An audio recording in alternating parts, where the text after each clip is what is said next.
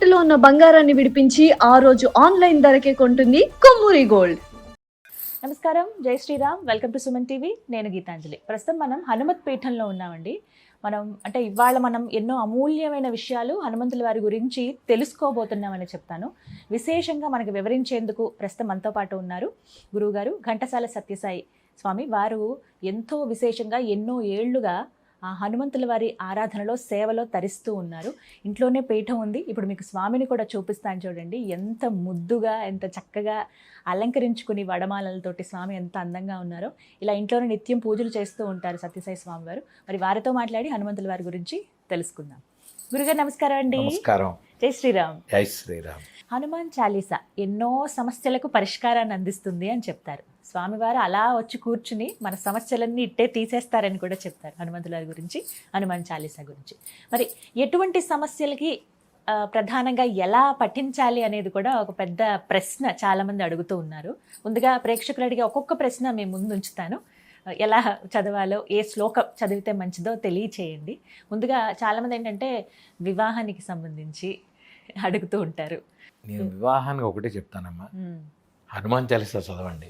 ఏమిటంటే బ్రహ్మచారికి మీరు హనుమాన్ చాలీసా చెప్తారు, ఇదొక ప్రశ్న.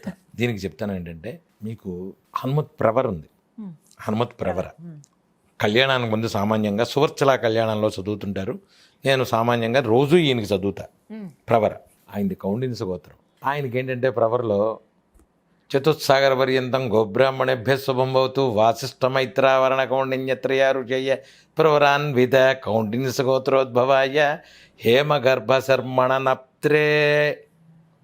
ముత్తాత గారు చతుస్సాగర పర్యంతం గోబ్రాహ్మణేభ్య శుభం భవతు వాసిష్ఠమైత్రావరణ కౌండిన్యత్రయ ఋషయ ప్రవరాన్విత కౌండిన్స గోత్రోద్భవాయ హేమగర్భ శర్మణ నప్త్రే పింగాక్ష శర్మణ పౌత్రాయ చతుస్సాగర పర్యంతం గోబ్రాహ్మణేభ్య శుభం భవతు వాసిష్ఠమైత్రావరణ కౌండిన్యత్రయ ఋషయ ప్రవరాన్విత కౌండిన్య గోత్రోద్భవాయ హేమగర్భ శర్మణ నప్త్రే పింగాక్ష శర్మణ పౌత్రాయ కేసరీ శర్మ పుత్రాయ.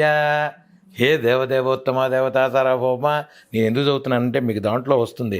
హే దేవదేవోత్తమ దేవతా సార్వభౌమ అఖిలాండ కోటి బ్రహ్మాండ నాయిక పురాణ పురుష ఆది మధ్యాంతరహిత చతుస్సాగర పర్యంతం గోబ్రాహ్మణేభ్య శుభం భవతు వాసిష్ఠమైత్రావరణ కౌండిన్యత్రయ ఋషయ ప్రవరాన్విత కౌండిన్య గోత్రోద్భవాయ చతుర్దశ భువనాధీశ్వరాయ అఖిలాండ కోటి బ్రహ్మాండ నాయకాయ అంజనాగర్భ సంభూతాయ కపికుల పావనాయ త్రయస్త్రింశతకోటి దేవతా స్వరూపాయ సాక్షాత్ శివస్వరూపాయ.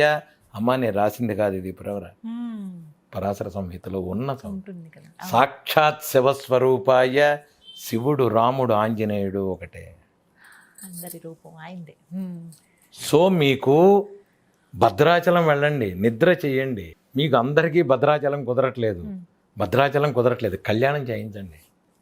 లేదంటే దగ్గరున్న రామాలయంకి వెళ్ళి నిద్రపోండి. ఒంటిమెట్టు ఉంది, అటుపక్క ఒంటిమెట్టు ఉంది, భద్రాచలం ఉంది, రాముల వారి దగ్గరికి వెళ్ళండి, నిద్ర చేయండి. ఆంజనేయ స్వామిని కొలవండి, కళ్యాణం అవుతుంది.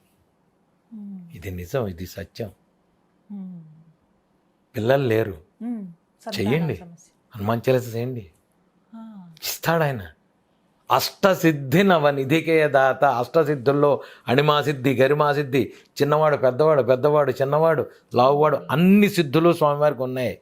వాటిల్లో ఇంత ఇచ్చినా చాలమ్మా మన జీవితానికి. మానవ జన్మకి ఎక్కువ మనకి ఎక్కువ.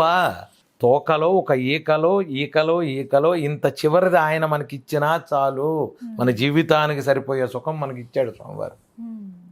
ఇది అర్థం చేసుకోలేం. ఇంకోటి విషయం, అసలు బ్రహ్మతత్వాన్ని అర్థం చేసుకోవడానికి మన జీవితాలు సరిపోవు, మనకు లేదు.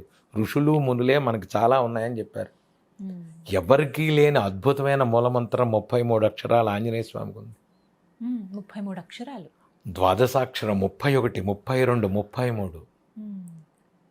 ఈ మనం వీటిని పఠించే శక్తి కానీ చదివే శక్తులు కానీ మనకి లేవు. భగవంతుడు ఏం చేశాడు? అసలు భగవంతుడి గురించి నీకు ఏం తెలుసు?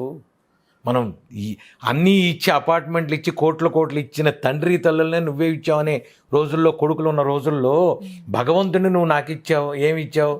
నాకేం ఇవ్వట్లేదండి దేవుడు. ఆయనకి పని, ఆయన ఇస్తామని రాసి పెట్టాడు ఆయన. నువ్వు దిగంగానే రారా వెంకటేశ్వరరావు, రావా రామారావు, నేను నీకు ఇస్తాను రానా ఏమన్నా ఆంజనేయ స్వామి రాశాడా? ఇవ్వడు. మీకు అనారోగ్యాలు ఉన్నాయి, నా సేరోగ హరే సపపీర, సంపుటీకరణ చెయ్యండి. నేను ఇందాక చెప్పా, సంపుటీకరణ చెయ్యండి. ఎన్నిసార్లు వీలైతే అన్నిసార్లు చదవండి. మీ రోగం మూలం నుంచి పోతుంది, మూలాల నుంచి తీస్తాడు ఆంజనేయ స్వామి. సింధూరం పూజ చేయించండి. ఆడవాళ్ళ సింధూరం ముట్టుకోకండి, మగవాళ్ళ చేత చేయించండి. సింధూరం బొట్టు పెట్టుకుని బయటికి వెళ్ళండి. బుద్ధిర్బలం యశోధైర్యం నిర్భయత్వం అరోగతాం అజాడ్యం వాక్పడుత్వం చ హనుమత్ స్మరణాత్. ఆయన్ని తలుచుకుంటేనే ఇవన్నీ వచ్చేస్తున్నాయని చెప్తున్నారు మీకు. ఇవన్నీ తలుచుకుంటే చాలమ్మా. బుద్ధి, బలం, యశస్సు, ధైర్యం, మీ వాక్కు శుద్ధి అన్నీ వస్తాయి. ఏమండి, పిల్లలకి ఏం కావాలి? జ్ఞానానందమయం దేవం నిర్మల స్ఫటికాకృతిం ఆధారం సర్వ విద్యానాం హయగ్రీవ ఉపాస్మహే. పిల్లలకి వెళ్లే ముందు మళ్ళా చెప్తున్నా పిల్లల్ని, పొద్దున్నే ఒకసారి తల్లి పిల్లాడికి తలకాయ దువ్వుతూనో టై కడుతూనో ఇది చదివించండి, వాడి చేత నేర్పండి. పక్కనున్న గుడికిళ్ళు ఒక్కసారి ఆంజనేయస్వామికి తిరిగి రారా అని చెప్పండి. తల్లిదండ్రులు నేర్పండి. తల్లిదండ్రులదే తప్పు. పిల్లలకి దైవత్వం రావట్లేదంటే తల్లిదండ్రులదే తప్పు. చక్కగా ఒక ముద్ద పెడుతూ వాడికి, ఎరా నాన్నాను శ్రీరామ రామ రామేతి ఆపదామపహర్. మీరు కారులో బయలుదేరేటప్పుడు ఆపదామపహర్తారం దాతారం సర్వసంపదాం లోకాభిరామం శ్రీరామం చదువుకోండి. మీరు కారులో బయలుదేరుతున్నారు, ఎక్కడన్నా యాత్రకు వెళ్తున్నారు, చదువుకోండి ఆపదామపహర్తారం. ఇటువంటి ఆపదలు రావు. మళ్ళా చెప్తున్నా, ఆంజనేయ స్వామి, రాముడు, శివుడు ఇవన్నీ ఒకటే. మీకు చాలా గుళ్ళల్లో మీరు అభిషేకం చేస్తుంటే మన్యసూక్తం చదవరు చాలామంది. రుద్రం నమ్మకం చమకం చేస్తూ ఆంజనేయ స్వామికి అభిషేకం చేస్తారు, తప్పులేదు. ఆంజనేయ స్వామి రూపమే శివుడు, శివుడు రూపమే ఆంజనేయ స్వామి. మన్యసూక్తం మీకు రాలేదు, రుద్రం నమ్మకం చెమేయండి. ఏమంటే నాకు మన్యసూక్తం వచ్చి రుద్రం నమ్మకం చమకం రాదు, పర్లేదు, చేస్తే మన్యో చెయ్యండి, తప్పులేదు. ఎంతమందికి ఆర్థిక ఇబ్బందులు ఉంటాయండి, అలాంటి అందులో మీకు అష్టసిద్ధి చేయండి అమ్మ. సింధూరంతో అష్టసిద్ధులు చేసుకోండి. అష్టసిద్ధులు చేస్తే మీకు ఏమన్నా డబ్బులు ఇవ్వాలి, డబ్బులు రావట్లేదు స్వామి, ఏం చేయాలి అంటే ఒక్కటి చెప్తాను మీకు నేను. ఇది చదవంగానే రాలేదండి ఏం చేయాలండి అంటే కూడా నేను చెప్తాను. నేను చెప్పంగానే మీరు చేసామంటే రాలేదు మాకు, మీ కర్మలు కొన్ని ఉంటాయి, దీని తీవ్రత ఉంటుంది. అప్పుడు పక్కన ఉన్న ఎవరన్నా మీరు మళ్ళా చెప్తున్నాను, ఉపాసన పరులను కలవండి. గుళ్ళల్లో పూజారి దగ్గరికి వెళ్తే నీకు ఈ జపం చేస్తా ఆ జపం చేస్తానంటే నమ్మద్దు. ఉపాసన పరుల దగ్గరికి వెళ్తే వాళ్ళు ఏదైనా ఒక నీ అనుభవానికి మీకు సరిపడ మంత్రం ఇస్తారు. మంత్రానుష్ఠానంతో కొన్ని సమస్యలు తొలుగుతాయి. మీకు ఏ మంత్రం ఇస్తే ఏం జరుగుతుంది ఏమవుతుంది అనేది ఆ ఉపాసన పరులు చెప్తారు. దగ్గరున్న ఉపాసన పరుల దగ్గరికి వెళ్ళండి. లక్ష్మీనరసింహస్వామి ఉపాసన పరులు ఉంటారు, ఆంజనేయ స్వామి ఉపాసన పరులు ఉంటారు, దగ్గరలో ఉంటారు. వెళ్ళండి, ఆయనతో కూర్చోండి కాసేపు, ఆయన మాట్లాడతారు మీతో. ఎవరైనా ఉపాసన పరులు ఎవడు నుంచి నా దగ్గరికి రావద్దు అండ ఎవరు. ఉపాసన పరుల దగ్గరికి వెళ్ళండి, కూర్చోండి, వాళ్ళతో మాట్లాడండి. దైవత్వాన్ని గురించి తెలుసుకోండి, తత్వాన్ని గురించి తెలుసుకోండి. ఆంజనేయ స్వామి తత్వం, మీరు నమ్ముకున్న దేవుడి యొక్క తత్వం తెలుసుకొని బ్రహ్మ పదార్థం ఒకటి. ఇంకో ఉదాహరణ చెప్తాను మీకు.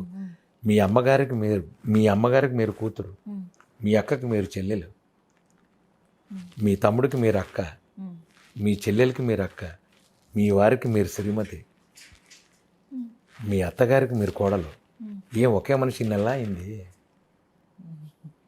ఇంతే భగవంతుడు. వివిధ రూపాల తేడా తప్ప తత్వం ఒకటే. ఆ కాలానికి, ఆ యోగానికి, ఆ టైంకి స్వామివారు అలా ఆవిర్భవించి అప్పటి కాలమాన పరిస్థితుల్లో, అక్కడ పరిస్థితుల్లో అవన్నీ చేసింది తప్ప. చాలామంది మనల్ని హ్యాండిల్ చేస్తుంటారు, మీ హిందువుల్లో ఇన్ని దేవుళ్ళు ఎందుకున్నారు. వాడికి చెప్పండి ఆ విషయం. రే నీకు అర్థం కావట్లేదు, ఇది పరిస్థితి. ఒకటే మనిషి, నీ పిల్లాడికి మరి వాడిని అక్క అని పిలుస్తున్నారు. ఇదే మరి ఇదే గీతాంజలిని అక్క అని ఎందుకు పిలుస్తున్నావు? ఇంకోటి చెల్లి అని పిలుస్తాడు. అమ్మ గీత అని మీ నాన్నగారు అమ్మగారు పిలుస్తారు, మీ వారు మిమ్మల్ని శ్రీమతి అని పిలుస్తారు, అమ్మాయి అని మీకు అత్తగారు పిలుస్తారు, మీ అమ్మగారు పక్కన ఉన్న ఎవరో స్నేహితులు ఉసయ గీత అంటారు. మరి ఏంటండి ఒకటే మనిషి. అక్క తమ్ముడు చెల్లెలు ఎందుకు అవుతున్నాయి? ఒకటే మనిషి కదా. ఇదే బ్రహ్మతత్వం, ఇదే బ్రహ్మతత్వం, ఇంతకంటే లేదు. ఉదాహరణకి సింపుల్గా చెప్పాను మీకు నేను ఈ విషయం. అర్థమైంది. బ్రహ్మతత్వాన్ని మనం అర్థం చేసుకోవడంలో ఉంటుంది. మీరు ఇవేం వద్దండి, నాకు రూపం వద్దు, అక్కర్లేదు, దీపం పెట్టండి, దీపానికి చేయండి పూజ. చాలా చాలా చాలా పూజలకి ఒక్క దీపం పెట్టి పూజ చేస్తారు. ఒక్క దీపానికే నిజం. పంచదీపాలు పెడితే సాక్షాత్ లక్ష్మీదేవి అది. దాన్ని ఆవాహిస్తారు. దాంట్లోకి కొన్ని పూజాక్రమాలు ఉంటాయి. అవునండి. పూజాక్రమాలు ఉన్నాయి కొన్ని. అవన్నీ మనం అర్థం చేసుకునేప్పుడు బ్రహ్మాండం అది. భగవంతత్వం గురించి మాట్లాడాలంటే ఎన్ని రోజులు సరిపోవు మనకి. ఏదో ఊరికనే మనం మాట్లాడేసి ఒక అరగంట, పావుగంట, గంట, 2 గంటల ఉపన్యాసం చెప్పంగానే తత్వం చాలా గొప్పది, తత్వం చాలా పెద్దది. స్వామికి వడమాల ఎందుకు వేస్తారు? విశేషం ఏమిటండి అసలు ఆంజనేయుల వారికి? స్వామివారికి వడమాలంటే ఇష్టమని సీతాదేవి చెప్పింది, వడలంటే ఇష్టమని. శనివారం నాడు, మంగళవారం కూడా శనివారం నాడు ఎందుకు పూజ చేస్తామంటే శనివారం నాడు స్వామివారి పుట్టినరోజు. వైశాఖ మాసే కృష్ణాయాం దశమ్యాం మందవాసరే పూర్వాభాద్ర ప్రభూతాయ మంగళం శ్రీ హనుమతి. అది స్వామివారు. మంగళవారం నాడు అమ్మవారు అంగుళీకి ఇచ్చింది. సో ఈ రెండింటినీ పెట్టుకుని మీకు చూడటంలో రూపంలో మంగళవారమే ఎందుకు అంటారు. మా ఇంట్లో రోజు వేస్తాం. మంగళవారం ఎందుకు చేయాలి, శనివారం ఎందుకు చేయాలి, వెంకటేశ్వర స్వామికి శనివారం. మనం ఏంటంటే వాళ్ళ ఆచారాలను పెట్టి రోజుకో దేవుణ్ణి మనం డివైడ్ చేసుకున్నాం. ఆదివారం సూర్యనారాయణ స్వామి, సోమవారం శివుడు, మంగళవారం ఇంకోటి, బుధవారం అయ్యప్ప విఘ్నేశ్వరుడు, గురువారం సాయిబాబా, శుక్రవారం అమ్మవారు, శనివారం వెంకటేశ్వర. ఎప్పుడు మీరెవర్రా, అన్నీ ఒకటే. అది ఎప్పుడైనా చేయొచ్చు. నేను వెంకటస్వామి గుడికి వెళ్ళి నేను మర్కటేశ మహోత్సాహాన్ని చదువుతా కూర్చుని. నాకు వెంకటస్వామిలో ఆంజనేయ స్వామి కనబడతాడు. ఈ జ్ఞానం రావాలి అంటారు. ఈ తత్వం అలవరుచుకోండి. వెంటనే అక్కడికి వెళ్ళి శ్రీకాంతాయ కళ్యాణానిది అంటే అప్పుడు ఆంజనేయ స్వామి అయ్యాడు నీకు. అక్కడ కూడా ఆంజనేయ స్వామి ఉన్నాడు. ఎక్కడికి వెళ్ళినా మీకు ఆంజనేయ స్వామి ఉంటాడు. ఇంకో విషయం చెప్తున్నాను నేను మీకు. నా దేవుడు అని నేను చెప్పట్లేదు, నేను కొలిచే దేవుడు అని నేను చెప్పట్లేదు, కానీ మీకు ఒక్క విషయం చెప్తా. ఎక్కడికి వెళ్ళినా సరే మీ ఆంజనేయ స్వామి నా ఆంజనేయ స్వామి నాతో ఉంటాడు. ఊరు దాటి ఇంకో ఊరు వెళ్తున్నా అంటే కనిపించేది ముందుగా. మొన్న నేను కేసరగుట్ట వెళ్తే ఎన్ని కోతులమ్మ నాకు అసలు. రూపాల్లో ఎన్ని కోతులు ఉంటాయి అసలు. నేను చక్కగా అరటిపళ్ళు తీసుకెళ్తే ఒక గెల ఒకటి తీసుకుని మిగతా గెలలు అన్నీ అది పంచుతోంది అందరికీ. మిగతావి ఈ గెల తీసుకునేది మిగతా అన్నీ ఒకటి పంచుతుంది. ఆహా అనుకుని ఇంతలో జామకాయ ఇస్తే చక్కగా తీసుకుని ఇలా తింటూ కారులు ఎక్కి ఇలా అన్నాయి అవి. చాలు. నేను ఎందుకు చెప్తున్నానంటే కోతులకే పెట్టాలంటే మానుష రూపంలో, దైవం రూపంలో, లేకపోతే జంతు రూపంలో ఏదున్నా ఒక ప్రాణికి మీరు ఆకలి తీరిస్తే అది గొప్పదే. దాన్ని పక్కన పెడితే ఎందుకు చెప్తున్నానంటే ఎక్కడికి వెళ్ళినా ఏ దేవుళ్ళు అయినా మీరు నమ్ముకున్న దేవుడి రూపాన్ని చూడగలిగే జ్ఞానం ఏ రోజైతే మీకు వచ్చిందో ఆ రోజు పూర్తిగా మీ జీవితంలో మీ కర్మలు తొలగినట్టే. తమలపాకులు ఎందుకు అంత ఇష్టం స్వామికి అంటే?